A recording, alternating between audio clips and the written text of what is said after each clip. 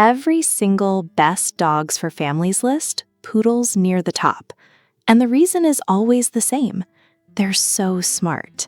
And yeah, they are. Ranked second behind Border Collies in most canine intelligence studies. They learn commands in under 5 repetitions. They read your body language better than most humans do. Sounds great, right?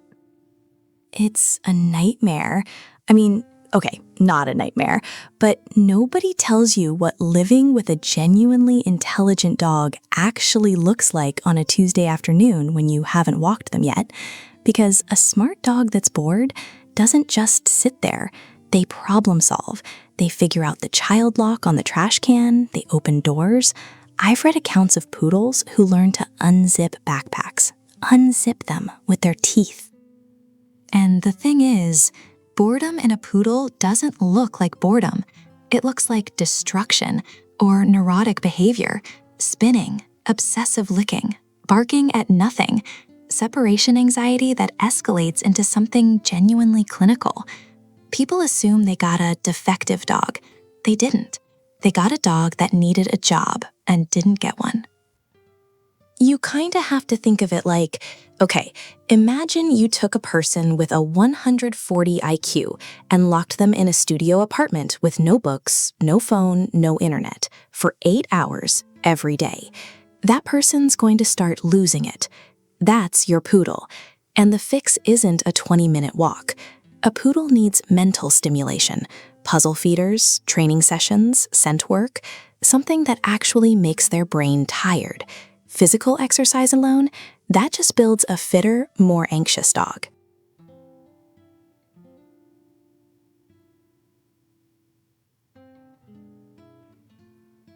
Standard poodles have a genetic predisposition to Addison's disease that, honestly, I think more people should be angry about. The incidence rate in standards is somewhere around 8 to 9%, depending on the study. For context, the general dog population sits below 1%. That's a big gap. So what is it? Addison's, hypoadrenocorticotricism, if you want to get technical, is when the adrenal glands basically quit. They stop producing cortisol and aldosterone, which are hormones your dog needs to, regulate stress, maintain blood pressure, keep electrolytes balanced. Pretty important stuff. And here's what makes it so dangerous. The symptoms are incredibly vague. Lethargy, vomiting, loss of appetite, maybe some muscle weakness, comes and goes.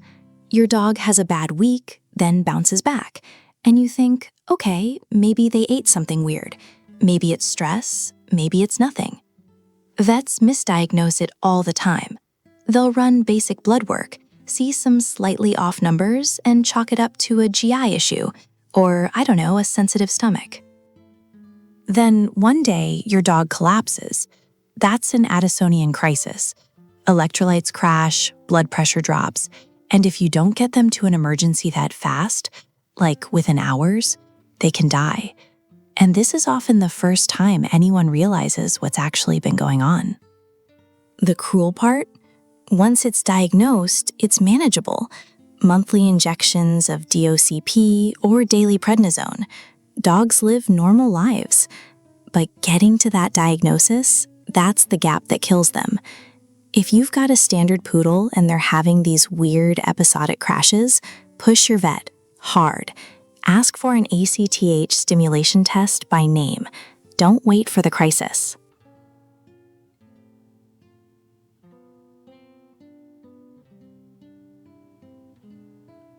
Poodle hair isn't fur, and that distinction matters more than people realize. Fur grows to a genetically set length, stops, sheds, repeats. Poodle hair just keeps going, like human hair. It doesn't shed in the traditional sense, which is why everyone calls them hypoallergenic, which, by the way, is sort of a myth, but that's a whole other thing. The point is, that coat requires maintenance on a level that most dog owners are genuinely not prepared for. We're talking professional grooming every 4 to 6 weeks. Not optional, not when it starts looking shaggy. Every 4 to 6 weeks, or the hair mats. And poodle mats aren't like a little tangle you can brush out. They're dense, tight, close to the skin. Bad matting pulls on the skin constantly. It's painful. In severe cases, a groomer has to shave the dog down completely because there's no saving it. And the cost? Depending on where you live, a full poodle groom runs anywhere from $75 to $150, sometimes more for a standard. Do that math over a year. You're looking at $900 to, close to $2,000 just on grooming every year for the dog's entire life. Between groomings, you're supposed to be brushing them yourself. Line brushing, technically, section by section, down to the skin, with a slicker brush and a comb. Takes about 30 to 45 minutes if you're doing it right. Most people don't do it right. Most people don't do it at all, honestly. And that's how you end up in the groomer's chair hearing the phrase, "We're gonna have to shave him down." Nobody puts that in the breed brochure.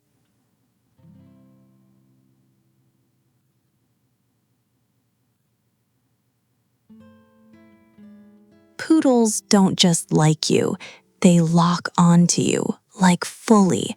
And I think most people hear that and go, "Oh, that's sweet," which, sure, it is, until you try to go to the grocery store and come home to a dog that's been screaming for 45 minutes and chewed through a door frame. And here's what gets me. This separation anxiety thing with poodles it's not some manufacturing defect. You're building it, slowly, every single day. You come home, the dog loses its mind, you match the energy. "Oh, hi, baby, I missed you so much." And you just taught that dog that your absence is a crisis and your return is the rescue, over and over, for months. The breed is already wired to be Velcro. They were literally bred to work alongside a person all day. In the water, retrieving, watching, staying close. That's the gig. So when you take a dog with that kind of hardwired need for proximity, and then you, let them follow you room to room, never close a door, never leave them alone for even 10 minutes while you're still in the house, you're not being a good owner. You're setting a trap. And the meltdown when it comes is ugly. We're talking destructive chewing, nonstop barking, urinating inside. Not because they're bad dogs, because they're panicking, genuinely panicking. The cortisol levels in dogs with real separation anxiety are through the roof. This isn't drama, it's a stress response. The kind of brutal part, the fix is boring, incremental. You gotta desensitize them to your absence in tiny, tedious steps. And most people don't wanna do that work. They just want the cuddly part.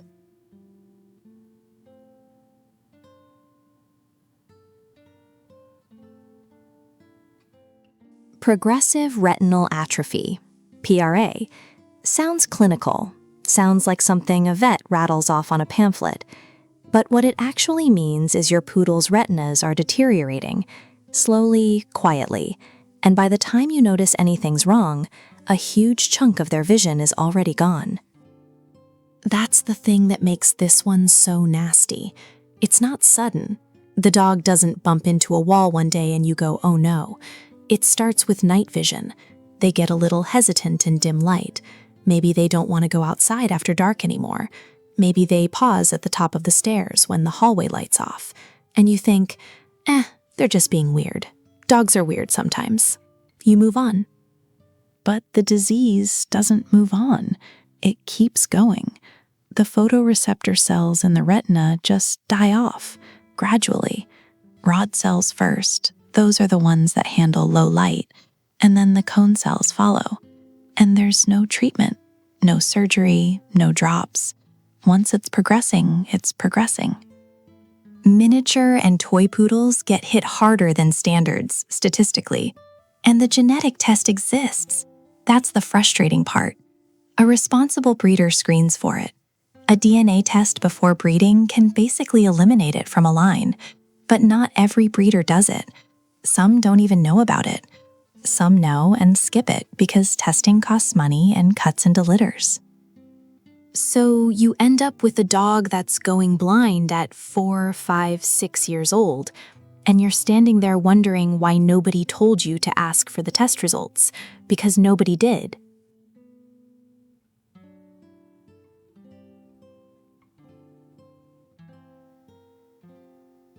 The standard poodle was a water retriever, full stop. That's where the whole ridiculous haircut comes from. They shaved the body for swimming efficiency and left puffs of fur around the joints and chest to keep the organs warm in cold water.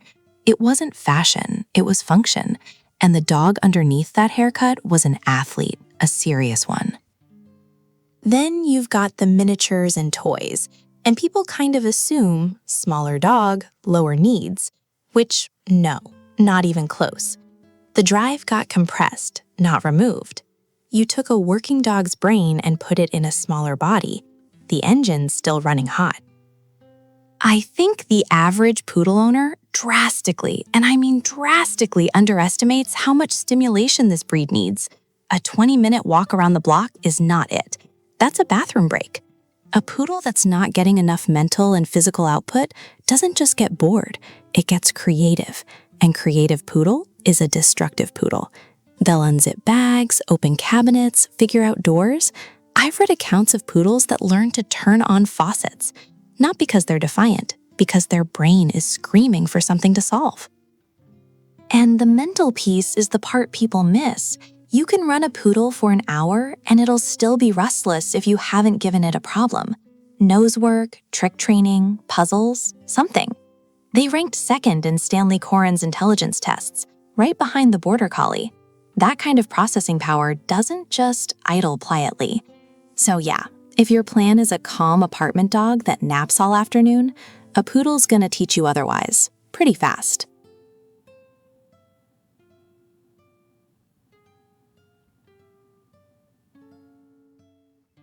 A poodle's ear canal grows hair, actual hair, inside the canal itself. And I don't mean a little fuzz. I mean thick, curly hair that just keeps growing. Now combine that with the floppy ear structure that seals everything shut like a lid, and you've basically got a warm, dark, airless pocket that traps moisture every single time your dog goes near water, or even just exists in humidity. And the part that gets people, the infections that build up in there, you can't see them. Not at first. The ear looks fine from the outside, smells fine, your dog isn't scratching, isn't shaking their head, nothing. But underneath that ear flap, yeast and bacteria are having a field day. By the time you actually notice something, the head tilt, the smell, the gunk, it's been brewing for weeks, maybe longer. I think a lot of poodle owners don't even realize ear cleaning needs to be like a weekly thing, at minimum, and not just wiping the flap with a cotton ball. You gotta get solution down into the canal, let it break stuff up, let the dog shake it out. It's a whole process. Some vets recommend plucking the hair out of the canal, some say leave it alone. Honestly, there's no real consensus on that, and it kinda drives me nuts. The chronic cases are where it gets expensive. Repeated vet visits, prescription ear drops, sometimes oral antibiotics, sometimes surgery. Actual surgery on the ear canal for an infection that started because nobody told you to check a body part you can't even see without flipping the ear back.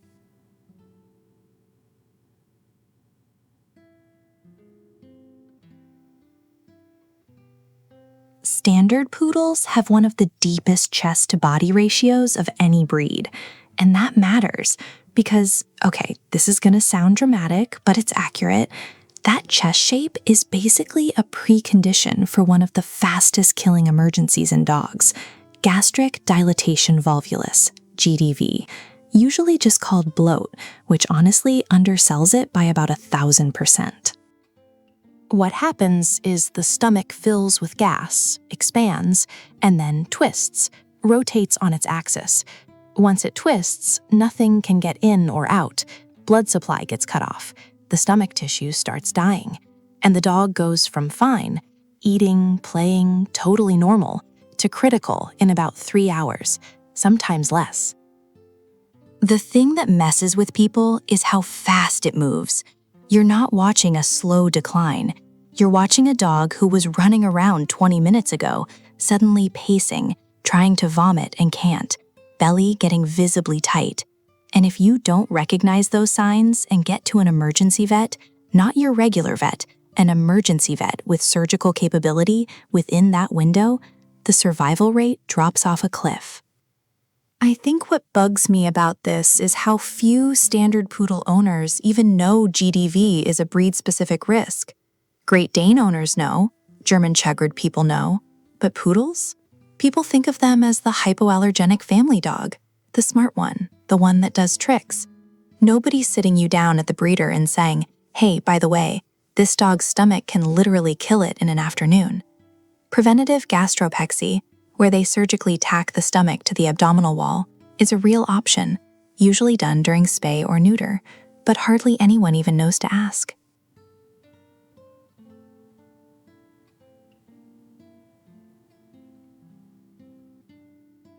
They don't shed. 4 words. That's the whole sales pitch. And honestly, it works. People hear doesn't shed, and their brain fills in the rest. Easy, low maintenance, just simple. And I get it.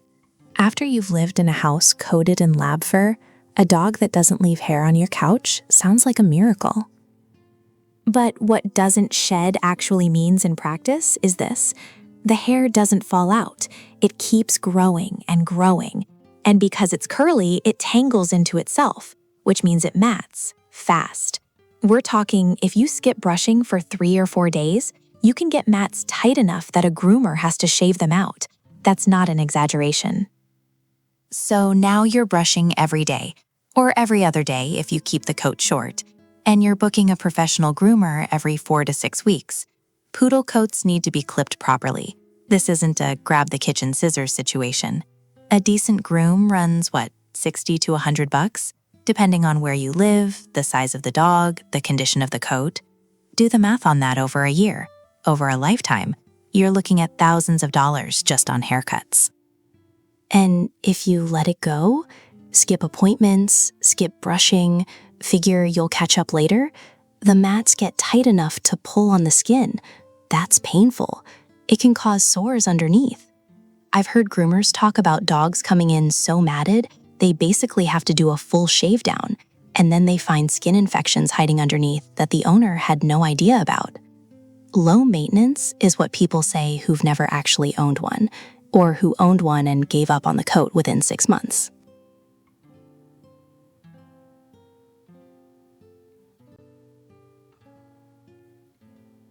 Toy poodles weigh like 6 pounds, maybe 8, and somewhere inside those 6 pounds is a kneecap that was never really designed to stay where it's supposed to. Luxating patella. Fancy term. All it means is the kneecap slides sideways, out of the groove it's supposed to sit in.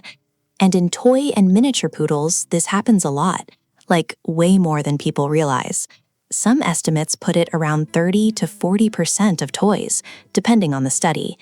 That's wild. You can't call that a fluke anymore. That's a design problem. And look, I get why nobody talks about it. The dog skips a step, picks up a back leg for a second, puts it back down, keeps walking. You think, oh, that was weird. And then they do it again 3 days later, and you kind of forget, because the dog seems fine. They're not whimpering, they're not limping constantly, they just do this little hop thing. But what's actually happening is every time that kneecap slides out, it's grinding cartilage, slowly, over months, over years, and by the time the limp becomes permanent, by the time the dog actually can't walk right, you're looking at surgery that runs, $1,500 to $3,000 per knee, and sometimes it's both knees. The part that bugs me is how preventable a lot of this is. Not all of it, genetics are genetics, but the breeding side, the push to get poodles smaller and smaller and smaller, that made this worse, way worse. You shrink the frame, you don't magically shrink the problems to match, you concentrate them.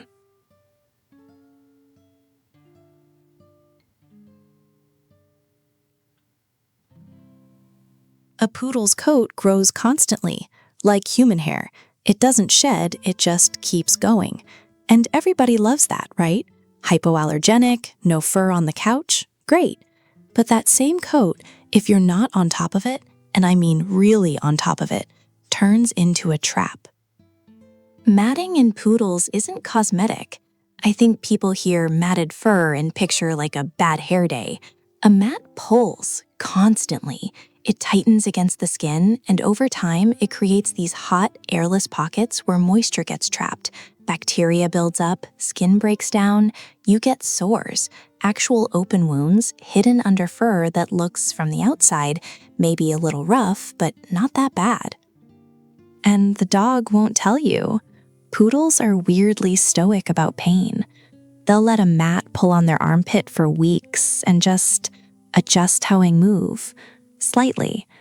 You might notice they're walking a little stiff, or they flinch when you pick them up a certain way, and you chalk it up to, I don't know, getting older, being dramatic. Groomers see this constantly. They shave down a neglected poodle, and underneath it's just red, raw skin, sometimes infected, sometimes bleeding, and the owner had no idea. Or, and honestly, this is the part that gets me, they kind of knew something was off, but kept putting off the grooming because it's expensive, or inconvenient, or the dog doesn't like it. Every 6 to 8 weeks. That's the minimum. And brushing between appointments. Real brushing, down to the skin, not just running a brush over the top. Skip that, and you're basically guaranteeing your dog is in pain you can't see.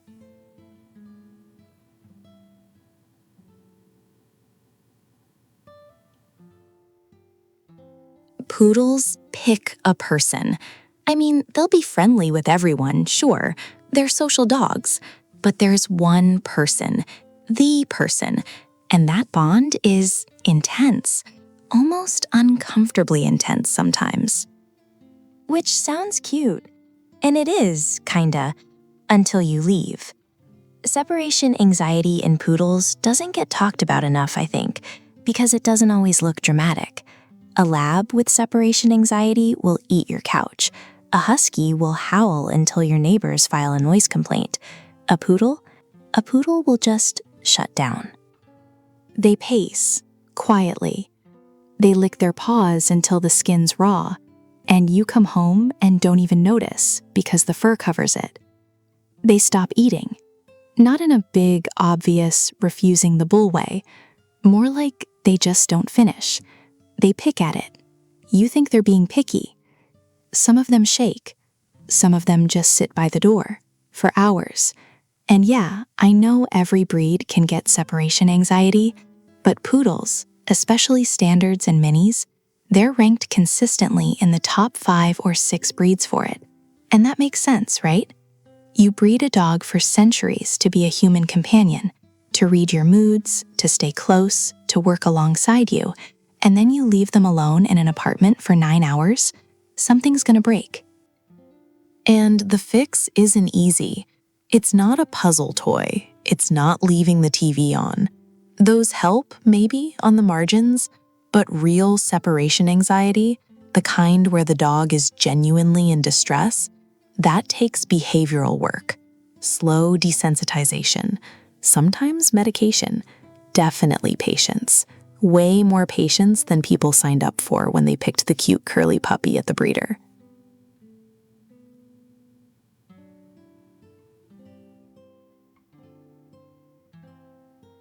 Your poodle goes in for a routine spay, 30-minute procedure, home by dinner, and then the vet calls and says the bleeding won't stop.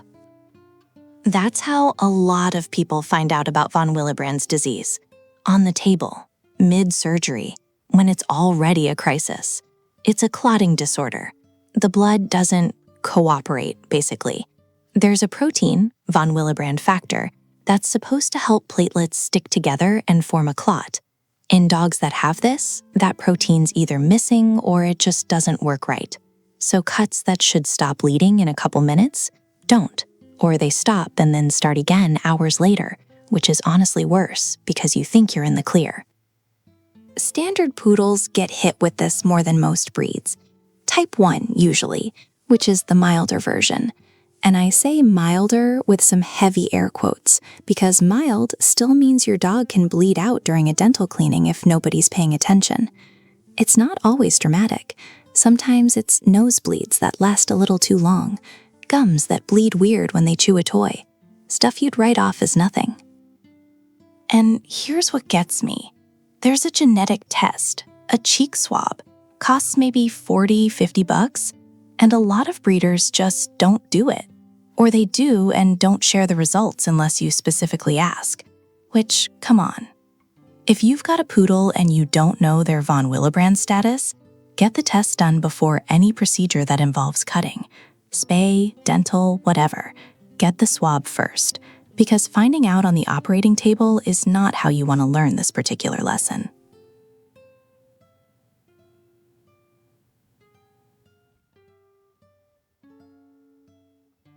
People love bragging about how smart poodles are.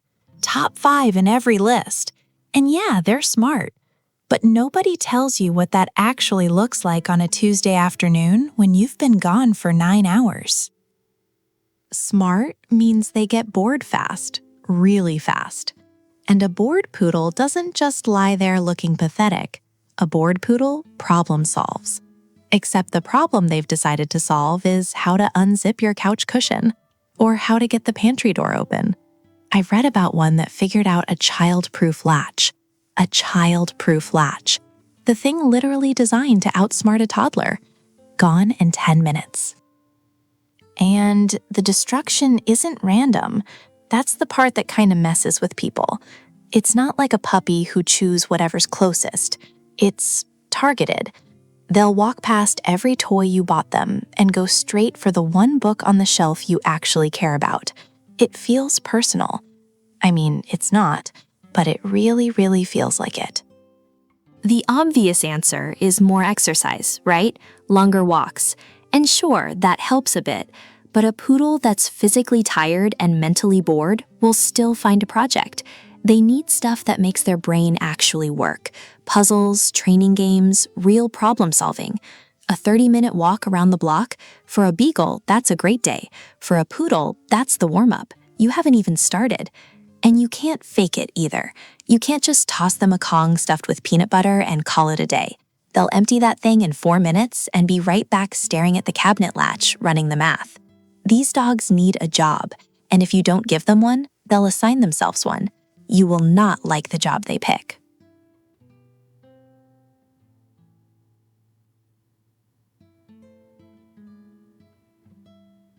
You notice a patch, small, maybe the size of a quarter, where the hair just came out. Not shed, came out. And underneath, the skin's flaky, kind of waxy, and it looks wrong. The vet says it might be allergies, maybe a fungal thing. Try this shampoo. Come back in 2 weeks. 2 weeks later, there are 3 more patches. That's usually how sebaceous adenitis starts. And if you've got a standard poodle, you really should know about this, because they're predisposed to it more than almost any other breed. It's an autoimmune condition. The immune system turns on the sebaceous glands. Those are the glands that produce oil for the skin and coat. Once they're destroyed, they don't come back. The skin dries out, the hair follicles lose their support, and the coat starts coming out in clumps. And I mean clumps, not gradual thinning. Chunks, sometimes with a waxy, scaly crust still attached. It looks alarming, kind of like something contagious. It's not, but try explaining that to other dog owners at the park when your poodle's got bald spots the size of your palm. The frustrating part? No cure. You manage it. Oil baths, medicated shampoos, and in bad cases, cyclosporin, which is an immunosuppressant, and it is not cheap. We're talking maybe $100, $150 a month, depending on the dog's size, for the rest of their life. And the coat usually doesn't fully come back. You can get improvement, sometimes decent improvement, but that full show-quality poodle coat, probably done. And look, I know it's cosmetic. Your dog doesn't care what they look like. but you picked this breed partly because of that coat. It's okay to be bummed about it for a minute.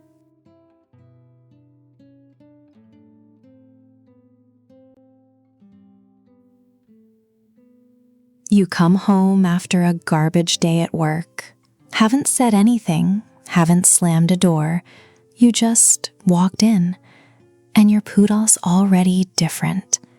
Tails lower, following you room to room, staring at you with that look like they're trying to solve you.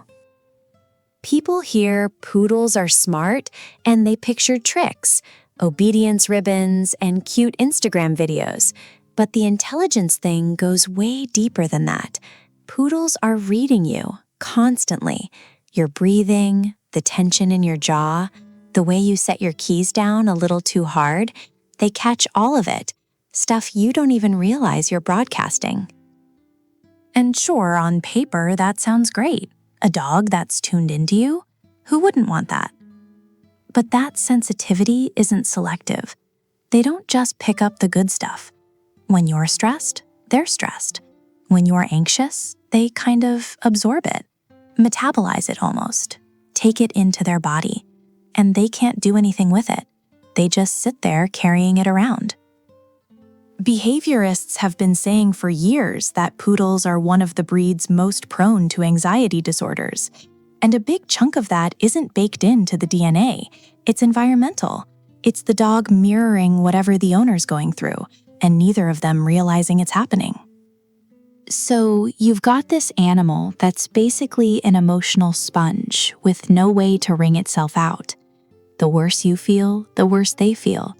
And then their stress starts feeding your stress, and it turns into this loop, this quiet, ugly feedback loop, where both of you are making each other worse, and nobody sees it from the outside.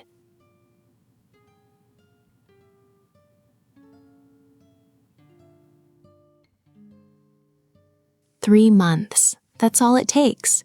You skip one grooming appointment, then another, tell yourself you'll deal with it next week. And by month 3, that coat isn't a coat anymore. It's a shell, a dense, matted shell pressed right against the skin. And underneath it, stuff is happening you can't see." People think poodle grooming is cosmetic, like it's about the silly haircuts and the pom-poms. And yeah, those continental clips look ridiculous. I'm not gonna pretend otherwise. But with a poodle, grooming is basically medical maintenance. I know that sounds dramatic. It's not. Poodles have hair, not fur. Actual distinction. Their hair grows continuously, like human hair, and it doesn't shed the way a lab's coat does. So dead hair doesn't fall out. It gets trapped and tangles into itself. Once it mats up, those mats tighten over time, pulling at the skin underneath, sealing off airflow and locking in moisture. Then the skin starts to break down. I'm talking raw, red patches, bacterial infections festering under what looks like a perfectly normal coat. Hot spots that, sorry, this is kind of gross, actually weep. And you can't see any of it from the outside. Vets call it matted coat syndrome, and some of the cases that get documented are honestly hard to look at. Dogs that seemed fine, looked fluffy and normal, but when the groomer finally shaved them down, the skin underneath was wrecked, cracked, bleeding in places. And the owners in those cases usually aren't bad people. They love their dogs. They just didn't understand that with a poodle, grooming isn't a luxury line item you cut when money's tight. It's closer to brushing your teeth. You stop doing it, and things start rotting.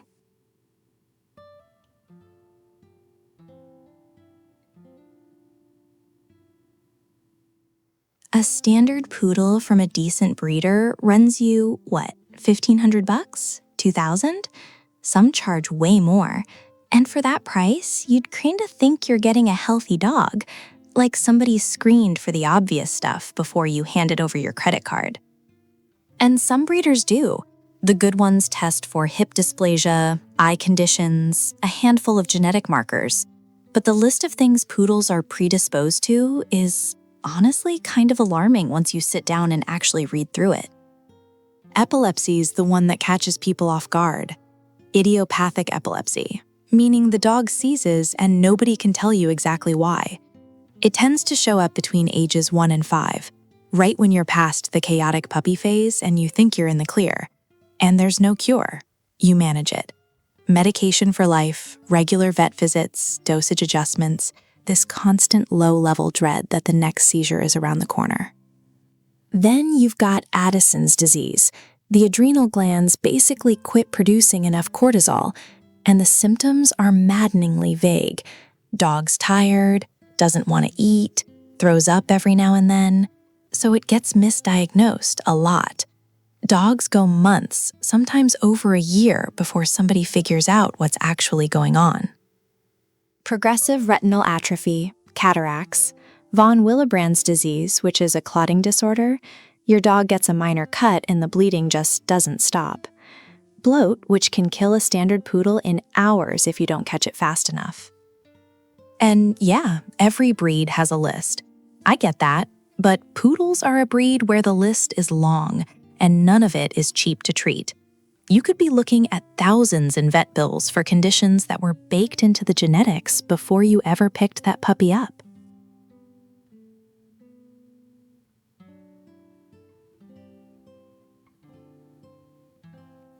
Toy poodles weigh, 4 to 6 pounds.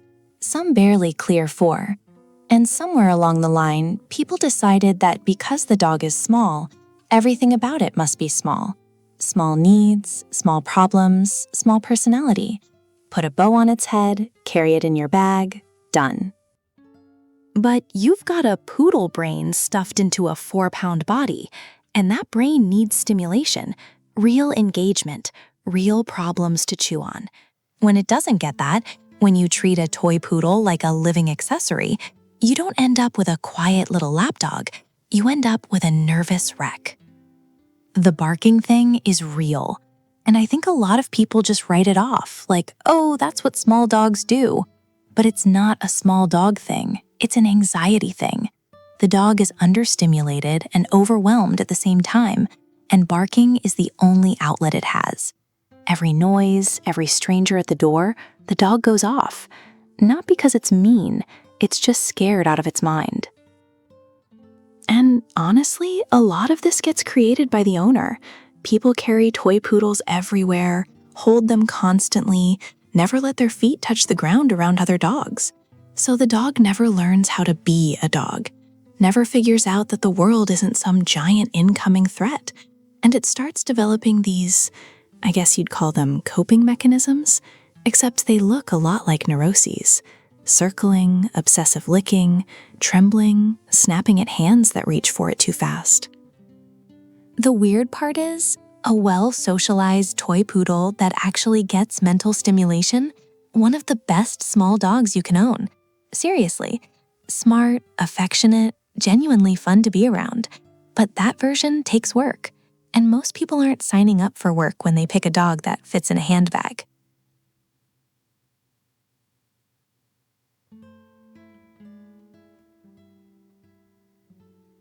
The dog people picture when you say poodle, the cotton ball at the dog show, the ribbons, the top knot, the whole frou-frou package, that's a marketing campaign that worked too well.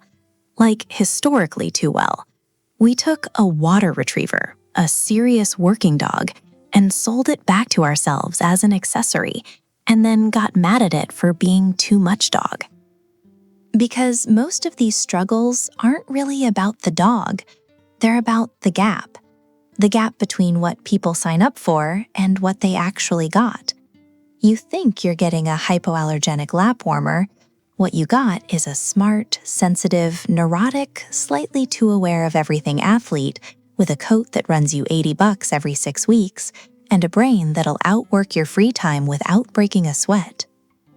And look, I'm not saying don't get one. Poodles are kind of incredible, honestly. The intelligence alone it's a lot, but it's also genuinely impressive. The bond they form is real. So is the athleticism.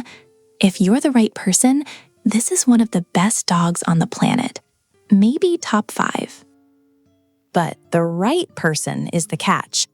The right person has time, has the money for grooming, which is real money, by the way, not a small thing. They've got to be okay with being watched, constantly. The dog is just studying you. And they need to handle a sensitive animal, like actually sensitive. Not, oh, he's a little shy sensitive. A dog that'll spiral if the household gets tense. If that's not you, that's fine. Get a different dog. Nobody's grading you. What's rough is getting a poodle and then being annoyed that it's a poodle. That's the whole thing, I guess. Poodles are just particular, really particular. And particular dogs need particular people. The rest is mostly people problems wearing a poodle costume.